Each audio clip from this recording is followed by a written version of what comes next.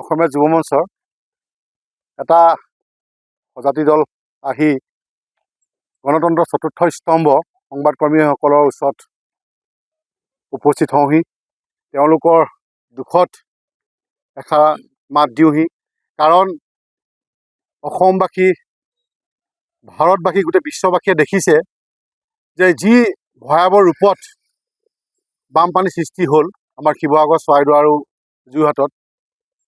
আৰু সেই বানপানী যি সৃষ্টিৰ ফলত অসমবাসী, গোটেই ভাৰতবাসী, বিশ্ববাসীয়ে আমাৰ ৰাইজৰ কাষত থিয় হৈছেহি, শিৱসাগৰ হওক, চৰাইদেউ হওক, যোৰহাটৰ হওক। কিন্তু আমি মন কৰিছিলোঁ যে গণতন্ত্ৰ চতুৰ্থ স্তম্ভৰ যিসকল সংবাদকৰ্মী, সেই সংবাদকৰ্মীসকলে দিন ৰাত একাকাৰ কৰি ৰাইজৰ মাজলৈ যিসমূহ নিউজ তেওঁলোকে দেখাইছিলে, হয়তো সেই নিউজসমূহ আমি নেদেখা হ'লে হয়তো আমি গমো নাপালোহেঁতেন যে এনেধৰণৰ বানপানী সৃষ্টি হৈছে বা ইমান মানুহ মৃত্যুমুখলৈ গুচি গৈছে বা ইমান মানুহৰ ঘৰ আজি অনিষ্ট হৈছে। পশু কথাটো ক'বই নালাগে, পশুপালন সকলো নিশেষ হৈ গ'ল। গতিকে তাৰপিছত আমি চিন্তা কৰিলোঁ যে সংবাদকৰ্মীসকলৰ ওচৰত কোনো উপস্থিত হোৱা নাই, তেনেকৈ দেখা নাই।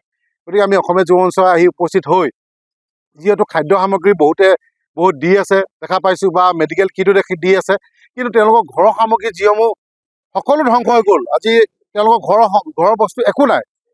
গতিকে সেই আমি ভাবিলোঁ যে আমি কিঞ্চিত অকণমান সহায় আগবঢ়াওঁ।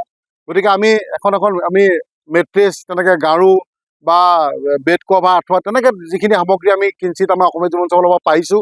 আৰু ইয়াতে আমাক অকণমান সহায় আগবঢ়াইছে আমাৰ মোৰ বন্ধু নিপম বুলি কয়, এজন মোৰ ভাইটি আছে নিতুল মেচ বুলি কয়, আৰু এজন দাদা অতুল্লা বুলি কয়। তেখেতলোকে এই ক্ষেত্ৰত অকণমান আমাক কিঞ্চিত সহায় কৰিছে। আৰু আমি নিজভাৱে অলপ নিজৰ মাজতে আৰ্থিক সাহাৰ্য কৰি আমি এইখিনি সংবাদকৰ্মীসকলৰ ওচৰত আগবাঢ়ি আহিছোঁ। আৰু এটা কথা আপোনালোকৰ যোগেদি চৰকাৰক অনুৰোধ জনাব বিচাৰিছে, চৰকাৰে দেখিছোঁ যে বহুতখিনি কৰি আছে, কিন্তু স্পেচিয়েলি এটা কথা ক'বলৈ বিচাৰিছে, স্পেচিয়েলি সংবাদকৰ্মীসকলৰ কাৰণেও অকণমান চাওক।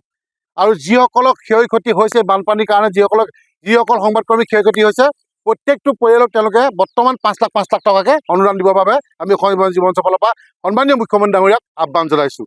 আৰু লগতে ক'ব বিচাৰিছোঁ যে অসমবাসী ৰাইজ, ভাৰতবাসী ৰাইজ বা বিশ্ববাসী ৰাইজে যিদৰে শিৱসাগৰ, চৰাইদেউ, যোৰহাটৰ বানপানীৰ ক্ষেত্ৰত তেওঁলোকে জঁপিয়াই পৰিছে ৰাইজৰ ক্ষেত্ৰত, ঠিক তেনেদৰে যিসকল সংবাদকৰ্মী আমাৰ শিৱসাগৰ, যোৰহাট বা চৰাইদেউত আছে, যিসকল বানপানীত তেওঁলোকৰ বিধ্বস্ত হ'ল, সেইসকলৰ কাষত আহি তেওঁলোককো এষাৰ মাত দিয়াৰ লগতে যি কিঞ্চিত সহায় পাৰে সহযোগিতা কৰিবৰ বাবে আমি অসমীয়া যুৱ মঞ্চৰ ফালৰ পৰা অনুৰোধ জনাইছোঁ। যিকোনো খবৰৰ বাবে যোগাযোগ কৰক 9181 307 221 আমাৰ এই নম্বৰত।